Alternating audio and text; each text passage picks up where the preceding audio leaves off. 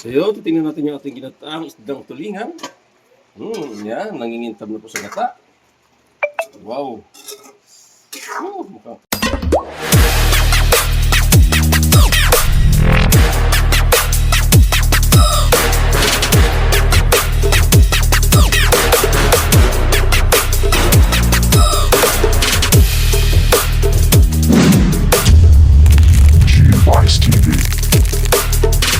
What's up mga guys? Magandang hapon po sa lahat.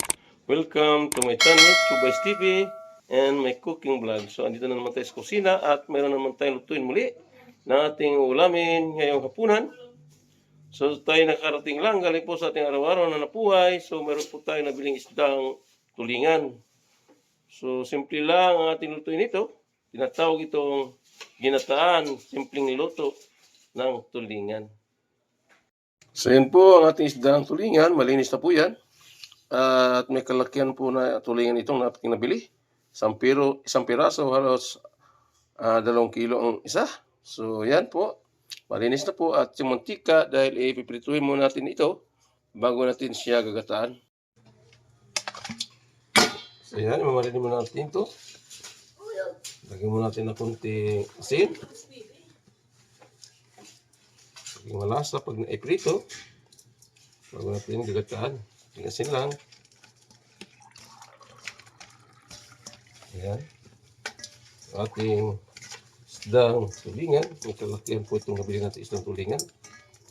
Tumitimbang po ito halos 2 kilo sa piraso. Ayan, huwag natin medyo maalatan, tamang-tama lang alat.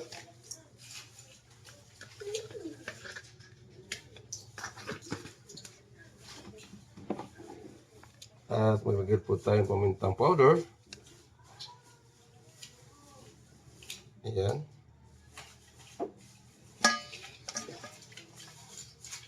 So mamaya, pag naiprito na ito, magdagdag po tayo ng mga sangkap tulad ng sibuyas, luya, kamatis, at siling haba sa ating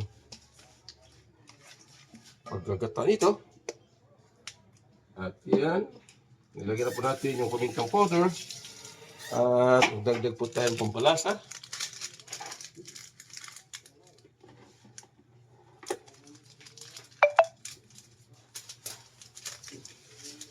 So, ayan. So, maya-maya lang. Ilang minuto lang. Pag naibaba na ito, ay atin natin piprituhin. So, pag naiprito na ito, so, gagataan natin.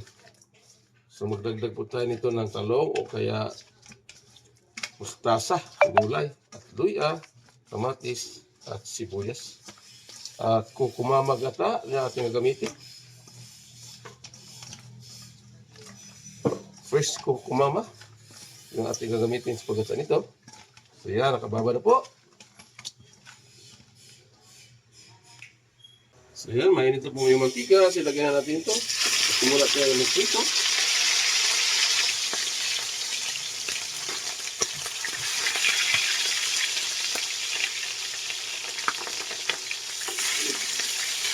Yan, ito muna bago natin gulataan.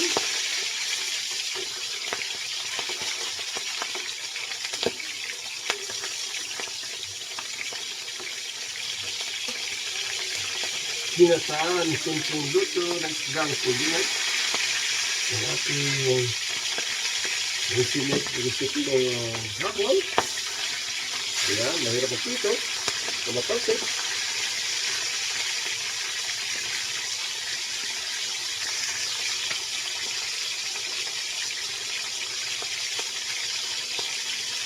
Masarap kumain pag may luto. Mahirap ang pito. Tumatalsik sa mukha, ay mantika. Ayan, sabayan natin maya-maya pag yan ay naprito na lahat. So yan ay ating gataan. So habang tayo nagpiprito, tayo naman ay mag-get nito mga sangkap. Tulad dito ang pabidang sibuyas, kasama yung kanyang tupang, bawang, at ang luya. So yun ang ating gagamitin sa paggata ng ating simpleng luto ng isdang tulingan. Yan, yung ating sibuyas. Pabidang sibuyas. Ayan.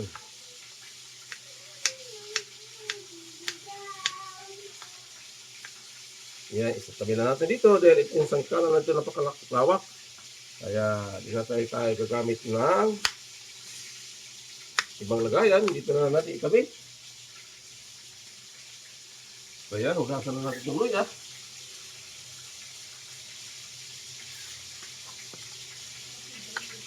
At hiwain natin ng pino. Dapat nga dito dinidikdik. Minamartilyo parang kumatas yung kanyang lasa. Ito ating luya. Kasama ang trupa niyang sibuyas at ang bawang. So yan. Naiwan na po natin ang ating luya.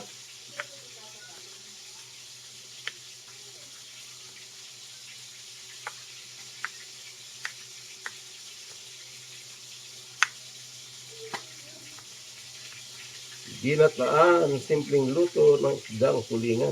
Yun po yung ating luto ngayong hapon. So yan. Atin naman bawang. Dikdikin na lang natin to. Simpleng gawin na natin sa bawang. Pugas na dito. Ayan, nagtilok ng pangsika na. Ayan. At mainam na may kasamang balat para malasa yung ating nilulutong ginataang isdang tulingan. Ayan, ang bawang durog na. So ayan. Ayan, sama-sama na sila dyan. At di na tayo maglagay pa ng plakito. Malaki na naman itong ating sangkalan. Sama-sama na lang sila diyan. So ayan. So yun, ito na yung ating isdang tulingan na prito na po. At ito na yung mga sangkap natin gagamitin sa tinatawag na ginataan. Simpleng luto, isdang tulingan. Andyan na yung bawang, luya, kamatis, sibuyas, siling haba at kalamansi. Maglagay rin po tayo kalamansi. At ito, kukumama fresh gata. Andyan na rin gulay, talong at ang pitsay. At maglagay po tayo pamintang durog. At itong salted shrimp fry or ginisang alamang. Maglagay rin po tayo para magiging malasa yung ating ginataang simpleng luto ng isdang tulingan. At maglagay rin po tayo ng liquid seasoning. So ano pang antayin natin? Tayo na magsimulang magluto sa nilang tawag ginataan simpleng luto ng isdang tulingan. At ipisok na agad natin itong luya. Ayan ang luya. Ipisok na natin. Isunod natin yung bawang. Ayan. Makis at yung sibuyas. Sama-sama na sila dyan.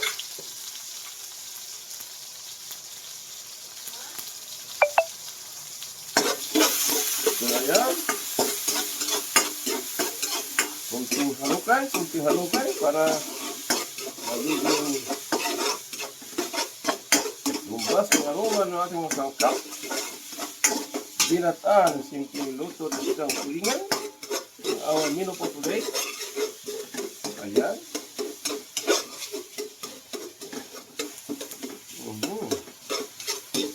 Sarap ito.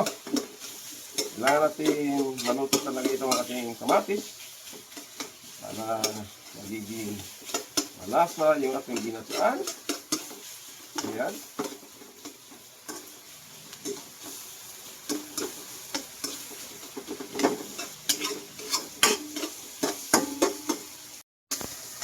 Ayan, nadurog na yung kamatis. Naluto na po yung kamatis. Lahat, naluto na po. Maglagay po tayo ng pamintang wasak. Mga 20,000 na pamintang wasak. Ayan. At maglagay po tayo ng bagoong. Ito pong palasa talaga sa ating luto. Ginataang tulingan. Ito ang palasa sa ating ginataan. Alamang. Ayan. Bagoong alamang.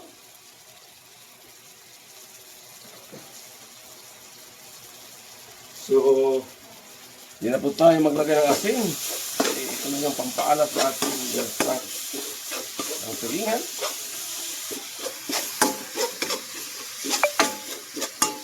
Ayan. Maglagay po tayo ng liquid seasoning.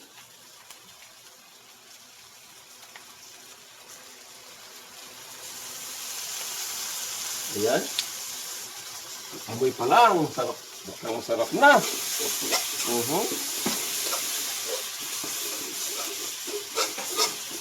So, mag-add po tayo ng konting tubig.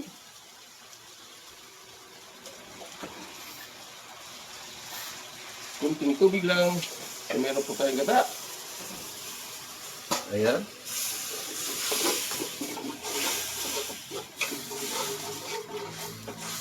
Mahalo lang.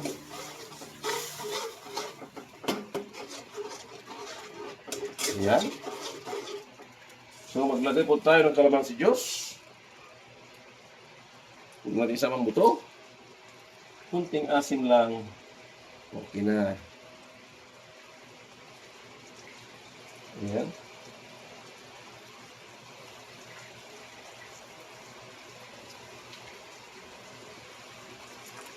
Ayan, ilagay po natin ang buto, isama. Ayan.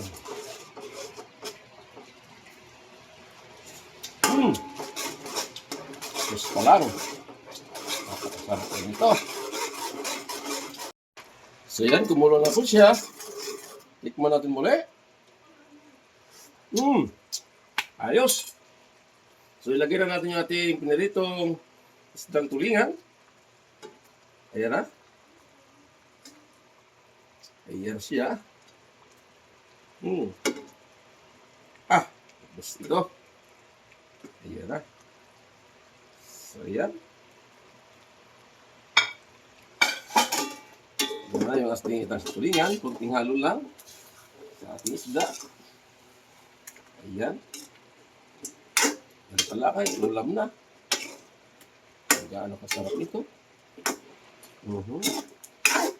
Para iskabitsi na hindi mo maintindihan ang lasa. Ito naman yung sinabi ko, madaling magluto, basta pwede lutuin. Ayan, nahalo na po natin. So, lagyan na po natin yung talong. Talong, ilagay na natin. Mahuli na yung ating pitsay. Saya at saka siling haba. Ilagay na po natin. Ayan, ilagay natin yung siling haba. Ayan. So, ayan, ilagay na po natin yung talong. Siling haba. So, ilagay na po natin yung Popo Mama fresh gata. Ayan na siya. Ayan. So, ayan na po. Naibus na natin lahat ng gata. So, nilagay na natin lahat ng gulay. Ay, hindi pala lahat. Meron pa ditong pitsay. So, tatakpan natin. Pag naluto yung talong, ilagay na natin yung agad yung pitsay. So, yun. Titingnan natin yung ating ginataang isdang tulingan. Yan. Nangingintab na po sa gata. Wow. Mukhang pang-sarap nito. Tignan natin. Add po tayo ng kunting patis. Kunting patis lang. Dito matabang. Paalak. Kunting patis lang. Ayan. Ayan.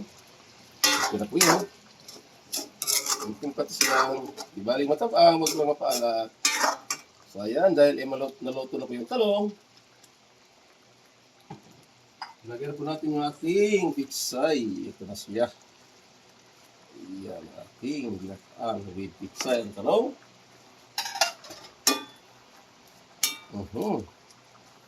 So, ayan, tatakpan natin muli. Ngayon, may na, luto na yan. Ayan mga guys, luto na po yung ating ginataang simpleng luto na isdang tulingan. Tara, kaya na tayo. Tikman natin kung ano ang luto ng ngayon. Ayan, napakasarap nito. Yan, tingnan nyo ka. Kumikintab sa gata. Eh naman simpleng luto lang naman ito eh. Grabe na ito. Ayan, kakain na tayo ng hapunan kasamang tanghalian.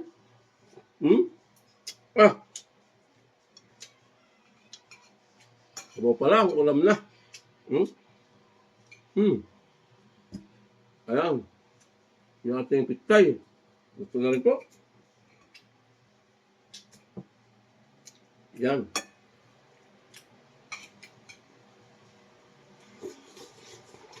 Hmm.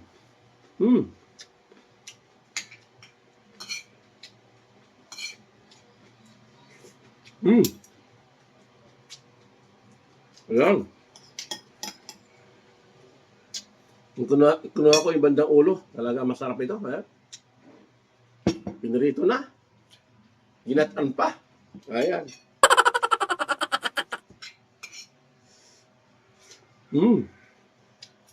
Ah.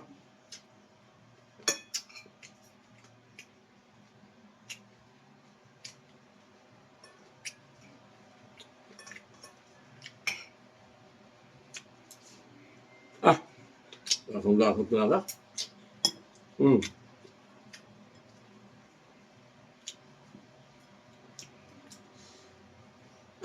Grabe sa lang ito.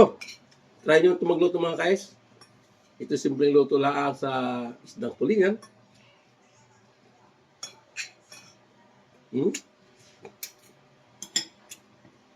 Sarap, maparami yung kain nyo.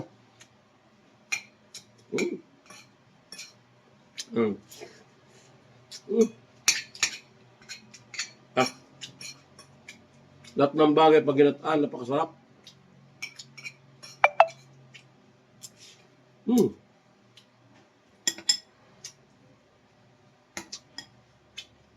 Talong, lahat yung talong. So yan mga guys, yung ating menu for today. Ginataan, simpleng luto ng isdang tulingan. So shout out po sa aking mga silent viewer na patuloy sa baybay sa aking channel. Sa aking grupo, Unity Love Team. Sa aking grupo, Kalug-Kalug Team. Shout out sa lahat. So hanggang sa muli. Thanks for watching. God bless us. And bye-bye. Go, go, go, go, go, go, go, go, go, go, go, go, go, yeah, go, go, go. Hustle hard, hustle every single day.